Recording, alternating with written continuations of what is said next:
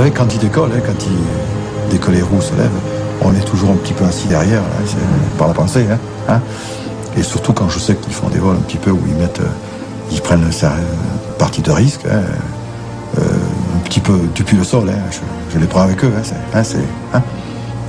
Je risque pas grand-chose sur mon siège de mon bureau, c'est vrai, mais bon, on est quand même un peu derrière eux. Il nous tarde de les voir revenir et de pouvoir mesurer avec eux ce qui a été bien ou ce qui a été pas bien ou ce qui s'est bien passé.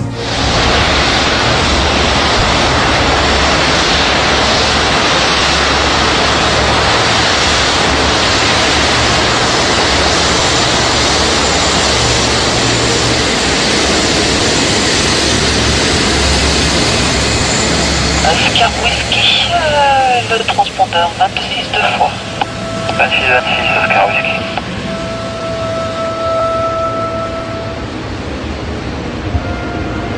Oscar Whisky, autorisé décollage, piste 14 droite, 160 degrés de gel. Oscar Whisky en décolle, 14 droite.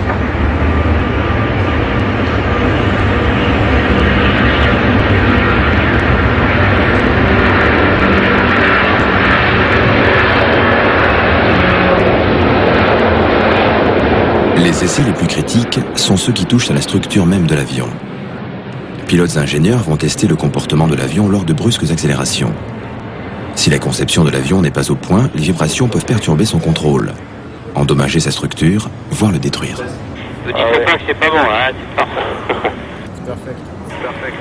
Ok, thank you. Pendant ce vol à haut risque, des impulsions sont envoyées pendant 6 minutes sur les gouvernes et les ailerons.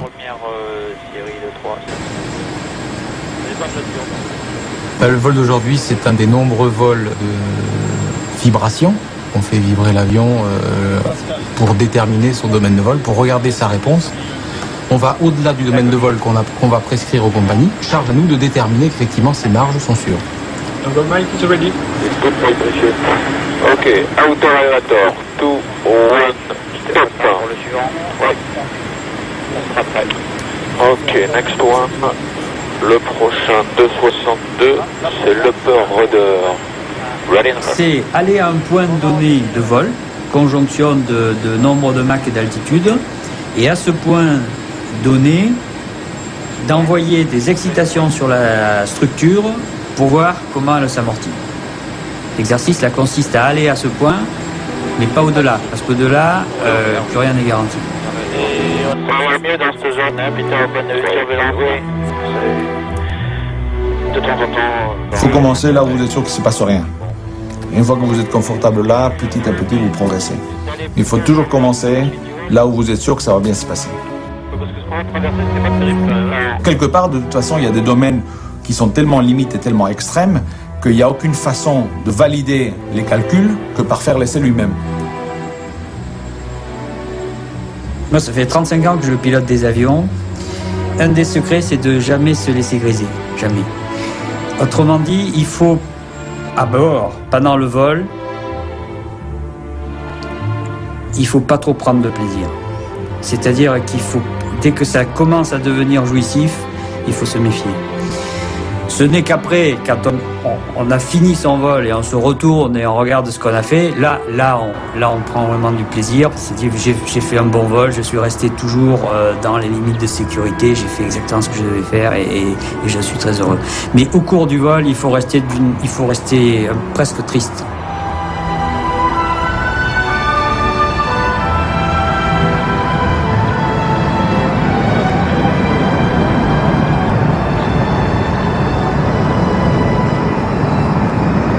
Apparemment, il s'y plaît là-haut.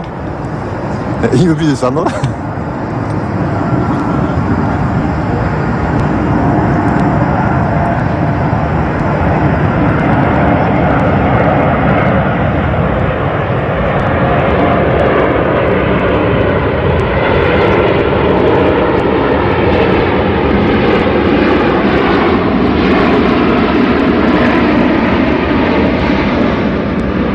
J'ai eu la chance de démarrer moi, avec le Concorde et maintenant j'espère finir sur celui-ci.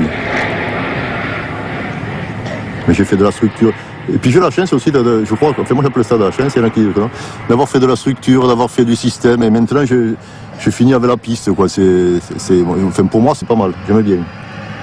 Je finis bien quoi. J'ai l'impression du moins.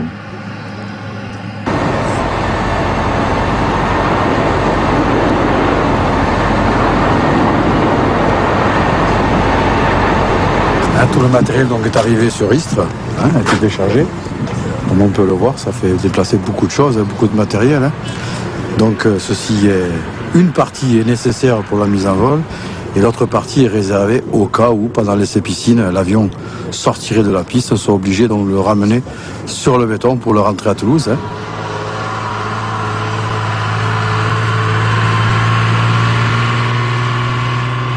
Donc voilà, maintenant on n'est plus que... On attend que l'avion ait fini son vol et se pose. Et cet après-midi, il y aura donc le débriefing. Et demain, on fera l'essai. Voilà.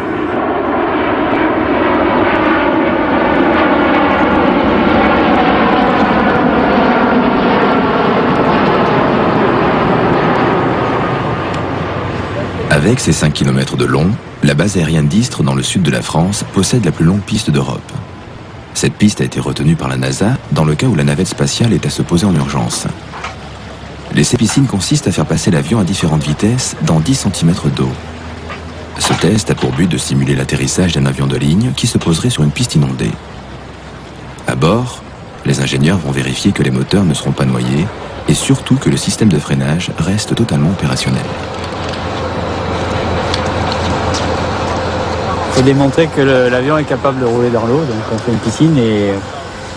Alors, ce qui est difficile, c'est de rouler bien dans l'axe parce que la piscine, elle est étroite et c'est des bassins et la difficulté, c'est de rester parfaitement dans l'axe de la piste et c'est très étroit. On a juste quelques dizaines de centimètres de tolérance.